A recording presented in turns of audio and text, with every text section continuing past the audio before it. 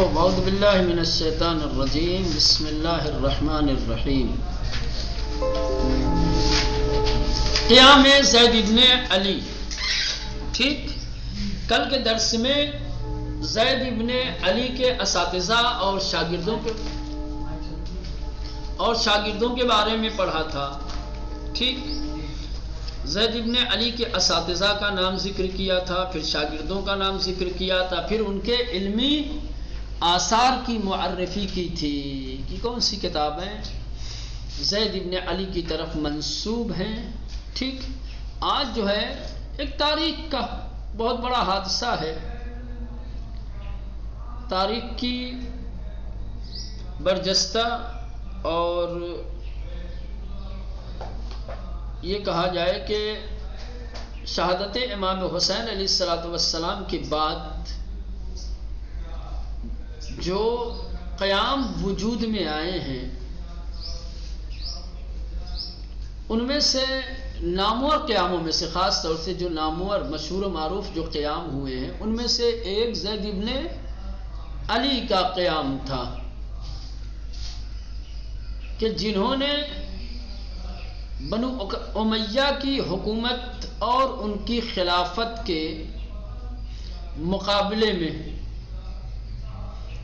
لوگوں کو انقلاب کی، ان کے ساتھ جنگ کرنے کی دعوت دی.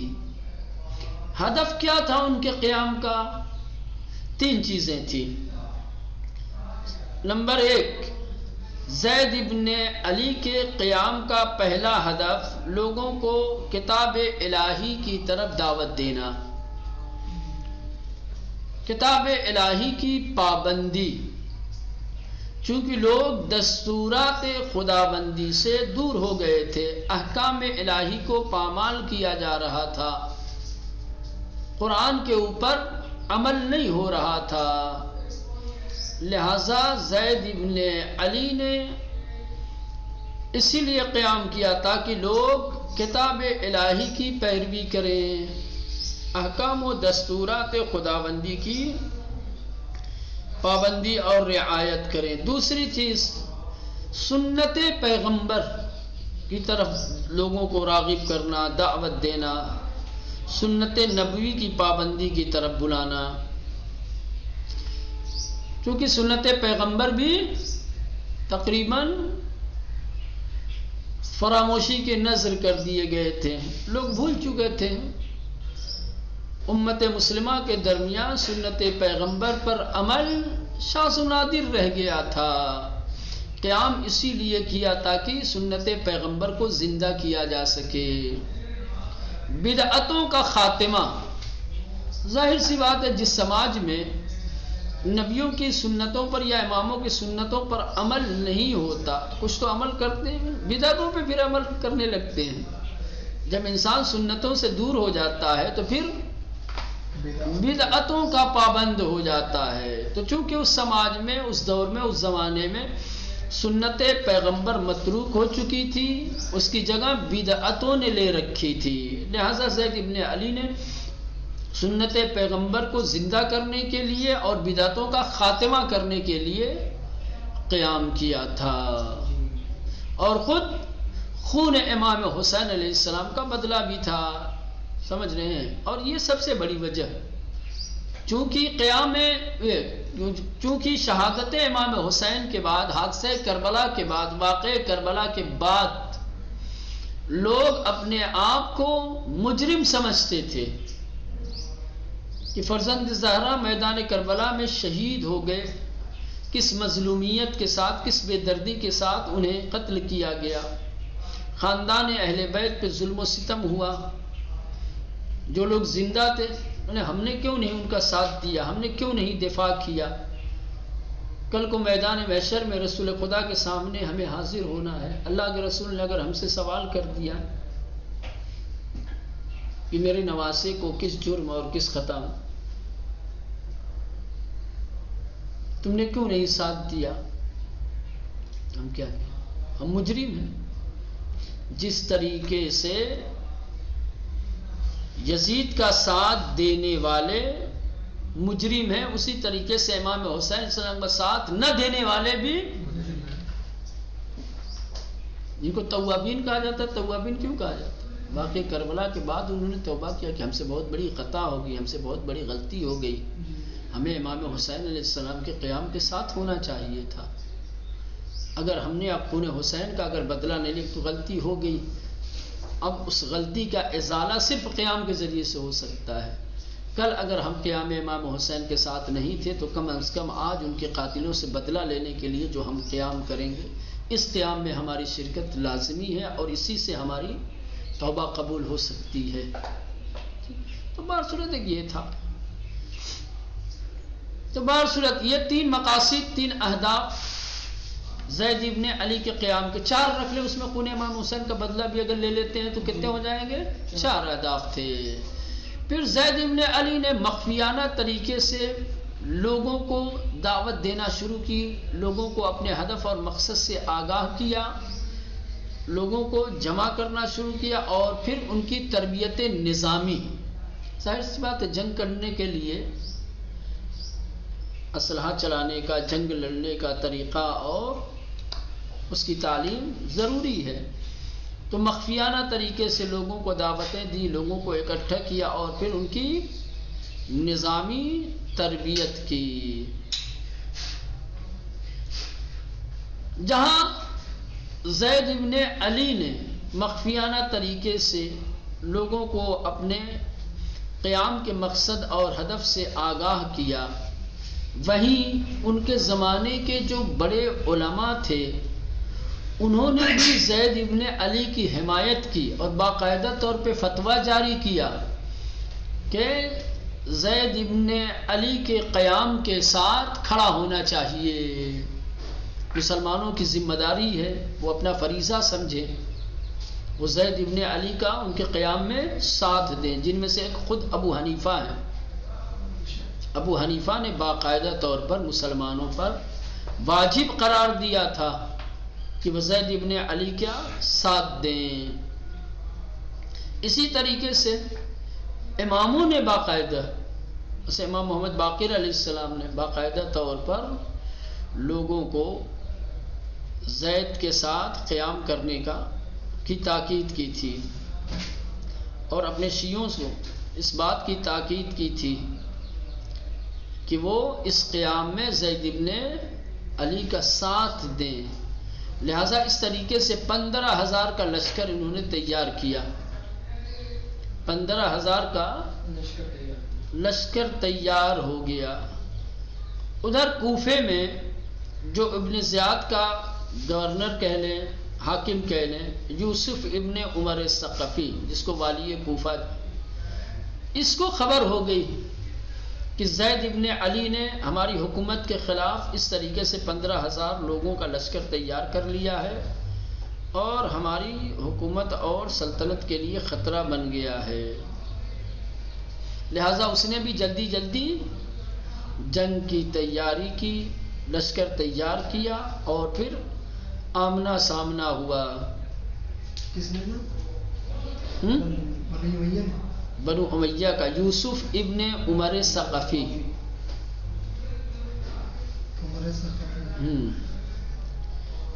جب اس نے حملہ کر دیا تو زید ابن علی کے ساتھ اس وقت سارے افراد نہیں تھے، کچھ لوگ تھے، تقریباً 300 لوگ. 300 لوگوں کے ساتھ زید نے بنو امیہ کے لشکر کے ساتھ جنگ کی اور اس جنگ کا نتیجہ یہ ہوا کہ زید ابن علی اور ان کے ساتھی شہید کر دیے گئے، قتل کر دیے گئے. جب زید شہید ہو گئے تو ان کے سر کو ان کے جسم سے الگ کیا گیا اور ہشام ابن عبد الملک کے پاس بھیج دیا گیا اور زید کے جسم کو کوفہ میں ایک مزبلہ تھا، مزبلہ جہاں لوگ کوڑا کرکٹ نہیں پھینکتے ہیں، گندگی جہاں ڈالی جاتی ہے، وہاں پر زید ابن علی کے پیکر کو، ان کے جسم کو وہیں پر لٹکا دیا گیا. ایک زمانے تک زید کا جسم وہیں لٹکتا رہا. اس کے بعد اسے نیچے لایا گیا اور پھر اسے جلا کر کے راکھ بنا کر کے فرات میں ڈال دیا گیا. بڑی بے دردی کے ساتھ. آپ تفصیل کے ساتھ اگر جائیں گے قیام پڑھیں گے تو یہ پڑھنے والی چیز ہے تفصیلات کے، چونکہ اب یہ کتاب علم کلام اس کی شناخت مذاہب کی کتاب ہے، مذاہب کی معرفی کرنا چاہتے ہیں. ان کا مقصد تاریخ بتانا نہیں ہے، اس کے ضمن میں یہ تھوڑی سی بتا رہے ہیں ان کے قیام کی ماہیت کو، ان کا قیام کیا تھا، کیسا تھا، ہدف کیا تھا، نتیجہ کیا ہوا. سمجھ رہے ہیں؟ اس کی تفصیلات آپ لوگوں کو تاریخی کتابوں میں ملیں گی. اس کے بعد جب زید شہید ہو گئے تو زید کے ایک بیٹے تھے جن کا نام تھا یحییٰ. باپ کی شہادت کے بعد یحییٰ نے دوبارہ اپنے باپ والا راستہ اختیار کیا اور اس قیام کو کہ جسے زید ادھورا چھوڑ کر کے گئے تھے، ٹھیک، اس کی باغ ڈور سنبھالی یحییٰ نے. اور دوسری طرف محمد ابن عبداللہ ابن حسن مثنی جسے نفس زکیہ کہا جاتا ہے، جو امام حسن مجتبیٰ علیہ السلام کے اولاد میں سے تھے، انہوں نے حجاز میں، اور پھر ان کے بھائی ابراہیم ابن عبداللہ نے عراق میں کیا ہے قیام کیا. اور ان لوگوں نے زید شہید کے راستے کو اپنایا، اور اس طریقے سے ان لوگوں نے اپنے مختلف قیام کے ذریعے سے بنی امیہ اور بنی عباس کی حکومتوں کی بنیادیں ہلا کر رکھ دی. یہ پورا قیام کا جو ہے مختصر عبارت کہے تو پڑھ دیتے ہیں. برجستہ ترین صفحہ تاریخ زندگی زید ابن علی، زید ابن علی کی زندگی کی تاریخ کا سب سے روشن جو برق اور صفحہ ہے قیام انقلاب او علیہ دستگاہ حکومتی بنی امیہ، بنو امیہ کی حکومت کے خلاف ان کا انقلاب اور قیام کرنا ہے، کھڑے ہونا ہے. زید بخونخواہی جدش حسین ابن علی علیہ حکومت بنی امیہ کی سنت ہے پیغمبر اکرم را ازمیان بردے. کہنے زید ابن علی نے اپنے جد بزرگوار امام حسین علیہ السلام کے خون کا بدلہ لینے کے لیے بنو امیہ کی حکومت سے، کہ جنہوں نے امام حسین علیہ السلام کے قتل کے علاوہ سنت پیغمبر کو جنہوں نے ختم کر دیا تھا، سنت ہے پیغمبر اکرم را ازمیان بردے وہ بدعت ہے بسیاری در امت اسلام گزار دے بود، اور جنہوں نے بہت ساری بدعتیں اسلام کے اندر داخل کر رکھی تھی، ایجاد کر رکھی تھی. دست بقیام زد، کیا ہے؟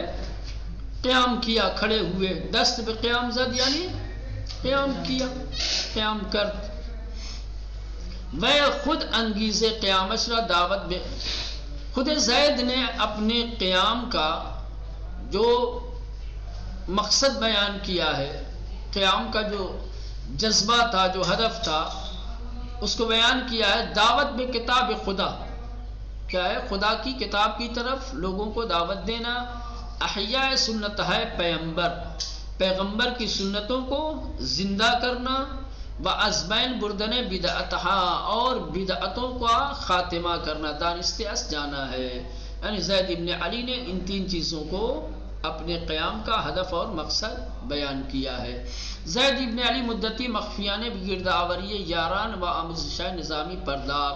زید ابن علی نے ایک مدت تک پوشیدہ طریقے سے دوستوں، ساتھیوں اور ناصروں کو جمع کرنے کا کام کیا اور انہیں نظامی تعلیم دی. نظامی تعلیم یعنی جنگ کا طریقہ سکھایا گیا.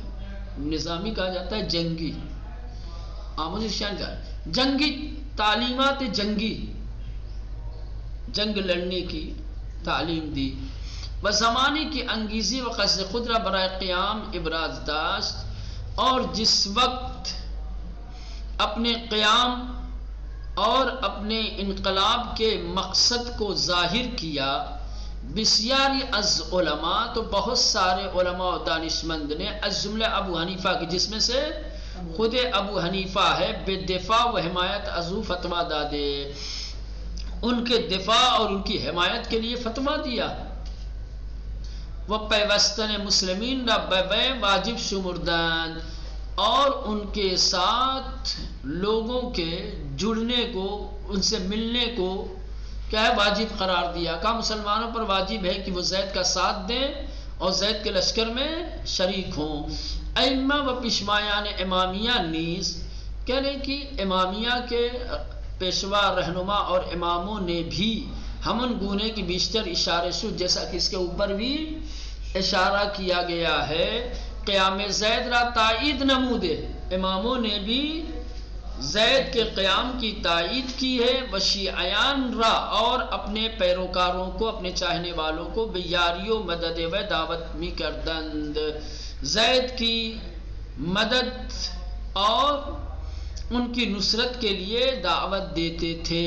گفتے شدے 15,000 نفر، کہا گیا ہے کہ 15,000 لوگ برائے جنگ در رکاب و اعلام آمادگی کے 15,000 لوگوں نے ان کی رکاب میں، ان کی ہمراہی میں بنو امیہ کے ساتھ کیا ہے جنگ کرنے کا کہ آمادگی، جنگ کی آمادگی ظاہر کی۔ اما چون یوسف ابن عمر ثقفی والی کوفہ، لیکن جب کوفے کے والی و حاکم یوسف ابن عمر ثقفی از انگیزہ زید کے ہدف سے، زید کے مقصد سے مطلع گشت کیا ہے آگاہ ہوئے، بنو امیہ را برائے جنگ زود ہنگام باوے، تو بنو امیہ کو جلدی کے سرعت کے ساتھ، تیزی کے ساتھ ان کے ساتھ جنگ کرنے کے لیے آمادے ساخت تیار کر لیا۔ جیسے ہی پتہ چلا والی کوفہ کو، اس نے فوراً بنو امیہ کو زید کے ساتھ جنگ کے لیے تیار کر لیا۔ وقبل از آمادگی کامل سپاہ زید، اور قبل اس کے کہ زید کا لشکر پوری طریقے سے تیار ہوتا، برآنان یورش برد، بنو امیہ نے حملہ کر دیا۔ ابھی وہ لوگ تیار بھی نہیں تھے جنگ کے لیے کہ خود ادھر بنو امیہ نے ان کے اوپر حملہ کر دیا۔ زید ناچار، تو زید مجبوراً بجمعی حدود 300 نفر، ایک مختصر سی جماعت تقریباً 300 لوگوں کے ساتھ با سپاہ بنو امیہ درگیر شد، بنو امیہ کے سپاہیوں کے ساتھ کیا ہے آمنے سامنے ہوئے۔ وعاقبت خود و جمیع زیارانش بشہادت رسیدن، اور اس کا نتیجہ یہ ہوا کہ خود اور ان کے کچھ ساتھی کیا ہے شہید ہو گئے۔ جسد زید بے دست امویان افتاد، زید کا پیکر، زید کا جسم کیا ہے بنو امیہ کے سپاہیوں کے ہاتھ لگ گیا۔ سر از بدنش جدا کر دے، ان کے سر کو بدن سے جدا کیا گیا۔ بے نزد ہشام ابن عبد الملک فرستادن، اور سر کاٹ کر کے ہشام ابن عبد الملک کے پاس بھیج دیا گیا۔ سپس جسد ویرا، اس کے بعد ان کے جسم کو در بالائے مزبلے کوفے کے مزبلے کے اوپر بیدار آویختن لٹکا دیا گیا۔